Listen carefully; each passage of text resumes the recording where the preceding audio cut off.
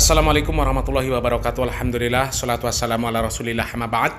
Kaum muslimin yang dirahmati Allah subhanahu wa ta'ala, peresmian pondok pesantren ini biasanya diresmikan dengan mengundang pejabat setempat, kemudian mengundang masyarakat untuk memperkenalkan jajaran kepengurusan pondok pesantren, untuk memperkenalkan visi dan misi, memperkenalkan kurikulum, memperkenalkan program-program unggulan.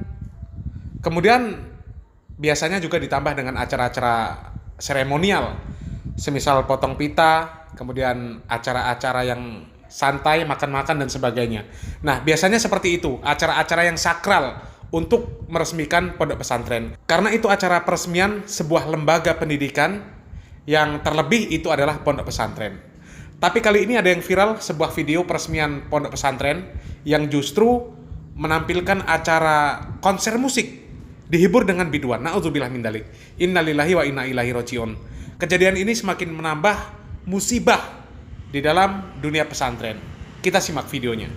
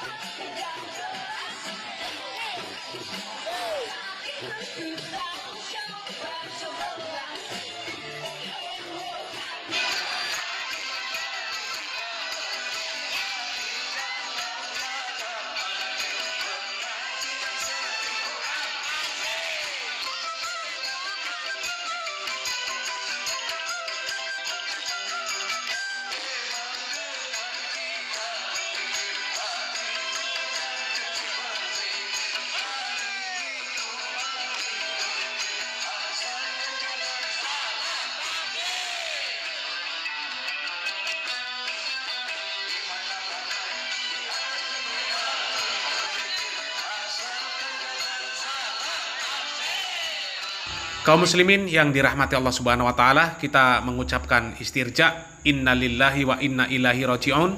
Ini musibah, ya. Yang seperti ini dinamakan peresmian pondok pesantren.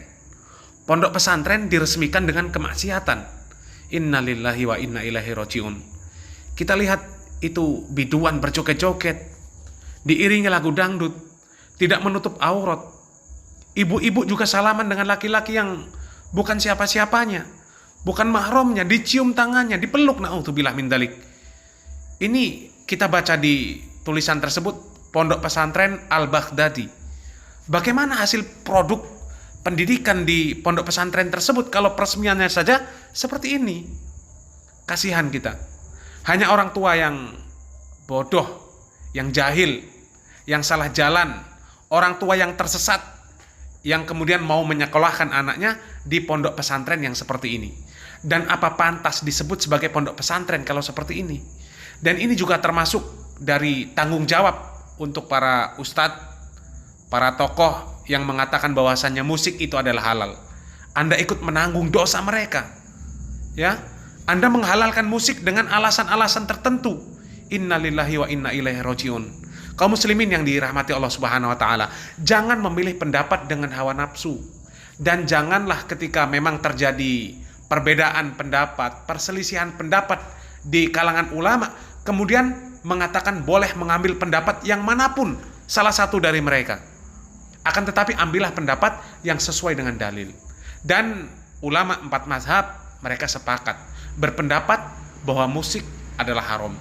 Semoga Allah subhanahu wa ta'ala memberikan taufik serta hidayah kepada kita untuk menerima kebenaran, meskipun harus berlawanan dengan hawa nafsu kita. Barakallahu fikum. Wassalamualaikum warahmatullahi wabarakatuh. Para hadirin dan hadirat yang dimuliakan oleh Allah, kalau seandainya kita berbicara, yang paling penting ada pendapat seorang alim dari alim ulama, maka semua perkara itu adalah khilaf. Kalau seandainya begini model cara orang beragama, maka tidak ada yang haram di muka bumi ini. Semuanya halal. Antum mau mut'ah? Mau mut'ah? Mut'ah gayanya Syiah mau atau tidak? Kalau antum mau, ada pendapat sahabat Nabi SAW membolehkan mut'ah. Antum mau mabuk-mabukan? Mau? Minum-minuman keras mau? Ada pendapat sebagian ulama salaf yang mereka menghalal minuman keras kecuali hanya terbuat dari anggur saja.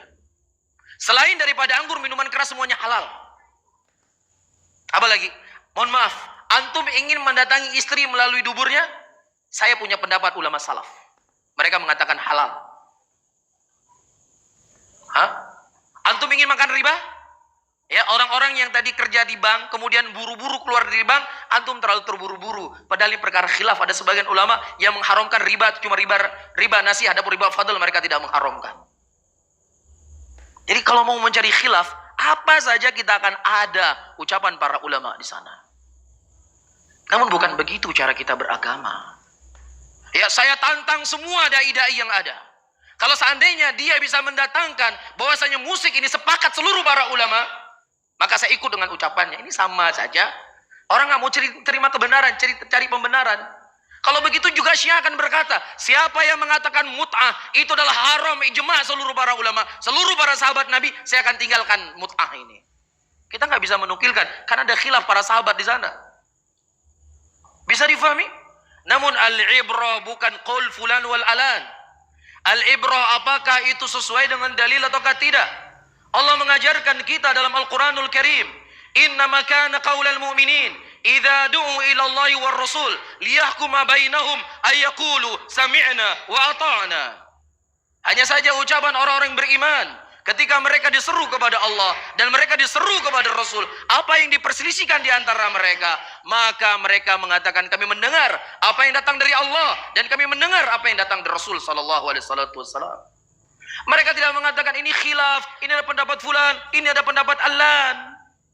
Bukan ini akhlaknya seorang mukminin. Allah Subhanahu wa taala sebutkan juga dalam Al-Qur'anul Karim. Nah, wa ma kana lil mu'minin wala mu'minatin idza qadallahu wa rasuluhu amra ayyakuna lahumul khiyaratu min amrihim.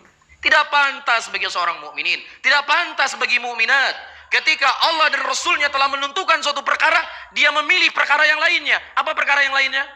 Khilaf ulama, ada pendapat fulan. Ini perkara yang lainnya.